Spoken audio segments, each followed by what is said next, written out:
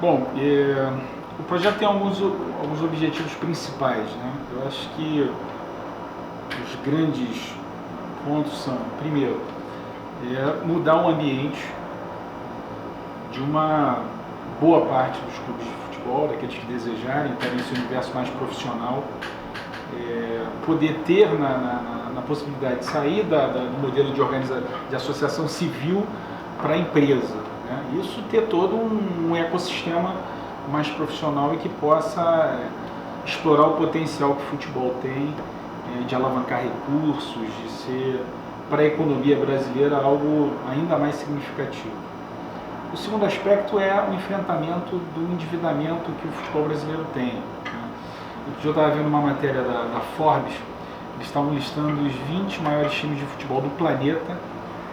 Desses 20 times, 11 tinham endividamento 0 e 1%, isso quando comparado dívida versus receita anual, né? E quando a gente olhava, por exemplo, os clubes que têm algum endividamento, o Inter de Milão tinha 50% de dívida em relação à receita anual. Era o mais endividado dos 20 maiores times do mundo, né? Quando a gente compara o universo brasileiro, você vê clubes super endividados. O que tem a melhor situação do Brasil, o clube mais organizado financeiramente, que é o Flamengo, tem 50% de dívida em relação à sua receita. Então é mais ou menos o que o Inter tem. O resto, todo mundo enforcado com dívida com fisco, dívida privada. E esse sufocamento dos clubes tira deles a capacidade de investir, de ter salários em dia, de formar uma geração de novos atletas, de empregar. Então, esses dois objetivos são talvez os principais. É importante repetir que não é obrigatório, tá? Na França, a partir de um certo faturamento, é obrigado que o clube não seja mais uma organização civil, sem fins lucrativos, e seja assim uma empresa. Mas a gente não está fazendo obrigatório, mas nós estamos dando incentivos para que ele migre. Um primeiro incentivo é uma chance de refinanciamento das dívidas públicas, da dívida fiscal, né? Que seria a modelagem que nós estamos construindo de um novo refinanciamento de dívidas. Aí você vai me dizer, tem algumas críticas que dizem que vai fazer um novo refis. Não, não é um novo refis. Refis fizeram os 5 anteriores que foram feitos para os clubes. Isso aumentou o passivo fiscal dos clubes. Agora nós estamos fazendo para o universo das empresas. E aí tem uma diferença importante, que é a questão patrimonial. Quando você faz um refis para uma empresa, ela não paga, o executivo responde com patrimônio, o acionista responde da empresa com patrimônio. Então, essa primeira alavanca que eu digo é a questão do refis. Uma segunda é a recuperação judicial, com critérios especiais. Clubes hiperendividados podem, ao virar empresa, utilizar o mecanismo da recuperação judicial, o que já existe para as empresas, mas estamos quebrando 2 regras, que é a ideia do projeto, que é o tempo.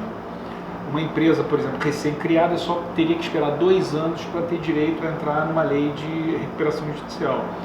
O projeto prevê essa quebra desses 2 anos e ele permite que a empresa criada possa trazer os passivos do clube. Porque o que aconteceu que não deu certo nas empresas que foram criadas a partir dos clubes? O sujeito vai lá, o clube vai lá, cria a empresa, né? Aí criou a empresa, não carrega os ativos e não carrega o passivo. E aí o que acontece? Quando vem uma decisão judicial, o juiz não quer saber se a empresa é ou não responsável pelo passivo, ela bloqueia a conta da empresa e bloqueia a conta do clube. Então, trazer esse passivo é fundamental, e daí a recuperação judicial permitindo a transferência desse passivo. É claro que fazer um projeto como esse é igual escalar a seleção brasileira. Cada um aqui, a gente senta numa mesa, tem 3, cada um tem o seu time, né? Mas, enfim, eu tenho escutado cada um dos clubes. Claro, um acha que poderia ser um pouco dessa forma, o outro de outra forma, mas o importante é que a gente tem cada vez mais convergido em um projeto que tem conseguido construir muito mais consensos do que dissensos. Então isso é um pouco da política, né? Nós vamos ouvindo, vamos corrigindo, melhorando, né? Eu comecei por exemplo, com algumas linhas que já abandonei, por exemplo, aquela história do fundo garantidor, né? Uma preocupação que eu tinha no projeto de, por exemplo, a marca, a cor do clube, o nome, a identidade do clube ser preservada. E eu estava olhando, por exemplo, o modelo inglês, o modelo inglês é muito mercado, e aí em determinado momento eles, preocupados com clubes que iam à falência, a marca desaparecia, eles criaram um fundo garantidor, que servia para proteger a marca, mas também servia como uma espécie de colchão de liquidez para clubes que pudessem, por exemplo, falir. E aí no início do projeto a gente começou a desenhar uma proposta de fundo garantidor, teve muitos times que, por exemplo, foram contra, o Flamengo mostrou ali receio em relação ao projeto. Eu continuo achando que em algum momento o Brasil vai discutir fundo garantidor para o futebol, esse mecanismo que também é um mecanismo de solidariedade.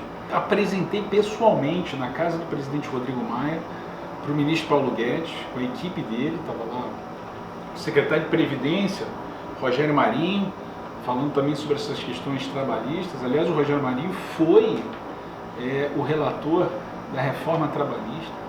Apresentei a eles e todos eles ficaram empolgadíssimos com a possibilidade.